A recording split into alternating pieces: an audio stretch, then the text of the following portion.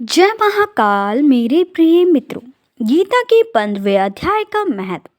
श्री महादेव जी कहते हैं, पार्वती अब गीता के 15वें अध्याय का महत्व सुनो। गौड़ देश में कृपाण नामक एक राजा थे, जिनकी तलवार की धार से युद्ध में देवता भी परास्त हो जाते थे। उनका बुद्धिमान सेनापति शस्त्र और शास्त्र की कलाओं का भंडार था।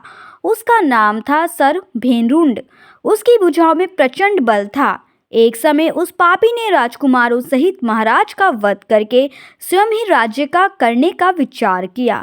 इस निश्चय के कुछ ही दिनों बाद वह हैजे का शिकार होकर मर गया। थोड़े समय में वह परमात्मा अपने पूर्व कर्म के कारण सिंधु देश में एक तेजस्वी घोड़ा हुआ। उसका पेट सटा हुआ था। घोड़े के लक्षणों का ठीक ठाक ज्ञान रखने वाले किसी वैश्य पुत्र ने बहुत सा मूल्य देकर उस अश्व को खरीद लिया और यत्न के साथ उसे राजधानी तक ले गया। वैश्य कुमार अब अश्व राजा को देने को लाया था। यद्यपि राजा उस वैश्य कुमार से परिचित थे, तथापि द्वारपाल ने जाकर उसके आगमन की सूचना दी। राजा ने पूछा, किस लिए आए हो? तब उसने स्पष्ट शब्दों में उत्तर दिया, देव, सिंधु देश में एक उत्तम लक्षणों से संपन्न अश्व था, जिसे तीनों लोगों का एक रत्न समझकर मैंने बहुत सा मूल्य देकर खरीद लिया है। राजा ने आज्ञा दी, उस अश्व को यहाँ ले आओ। वास्तव में वह घोड़ा गुणों में उच्च सुहा का समान था। सुंदर रूप का तो मानो घर ही था। शुभ लक्षणों का समुद्र जान पड़ता था। वैश्य घोड़ा ले आया और राजा ने उसे देखा। अश्व का लक्षण जानने वाले अमात्यों ने इसकी बड़ी प्रशंसा की। सुनकर राजा अपार आनंद में निमग्न हो गए और उन्होंने वैश्य को मुंहमांगा स्वर्ण देकर तुरंत ही उस अश्व को खरीद लिया।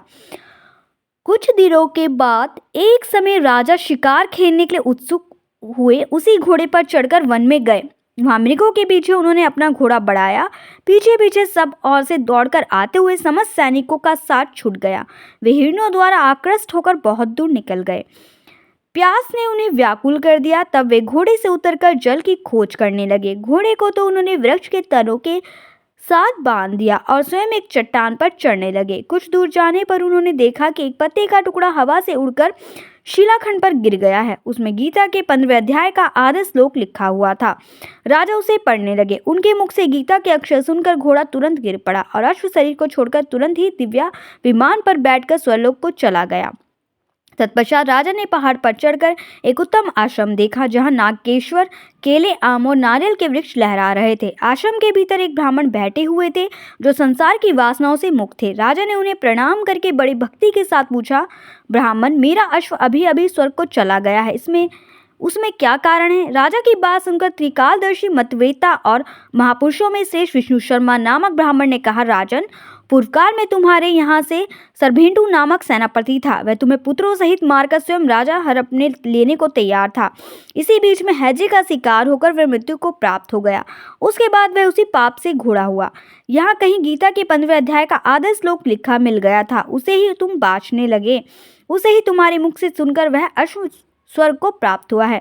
तदनंतर राजा के पावन श्री सैनिक उन्हें ढूंढते हुए वहां आ पहुंचे। उन सबके साथ ब्राह्मण को प्रणाम करके राजा प्रसन्नता पूर्वक वहां से चले गए और गीता के 15वें अध्याय के इस अक्षर से अंकित उसी पत्र को बाँच बाँच कर प्रसन्न होने लगे। उनके नेत्र हर्ष से खिल उठे थे। घर आकर उन्होंने मंत्रवेता मंत्रियों के साथ अपने पुत्र सिंहबल को राज्य सिंहासन पर अभिषिक्त किया और स्वयं 15वें अध्याय के जप से विशुचित होकर मोक्ष प्राप्त कर लिया। जय महाकाल मेरे प्यारे मित्रों। मेरे चैनल को लाइक सब्सक्राइब करना बिल्कुल ना भूलें। कमेंट बॉक्स में जय महाकाल जरूर लिखें।